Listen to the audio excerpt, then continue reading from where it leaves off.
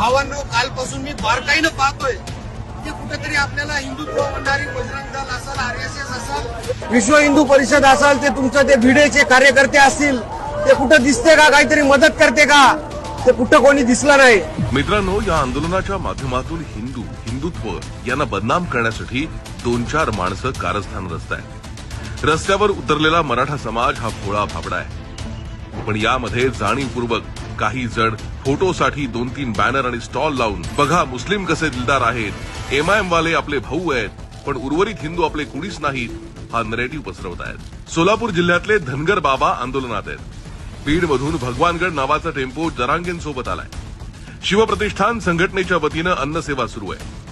राष्ट्रीय स्वयंसेवक संघाच्या देवगिरी प्रांताच्या वतीनं आरोग्य सेवा सुरू आहे. ते काही हिंदू नाहीत का? पण जाणीवपूर्वक हिंदू समाजात तेढ निर्माण करण्याचा हा डाव आहे. मी 10 बोटांची विनंती करून सांगतो, तुमच्या आमच्या लेकी बहिणींसाठी सांगतो, या घरभेदी, ब्रिगेडी आणि MIMच्या पैदाशींना बळी पडू नका.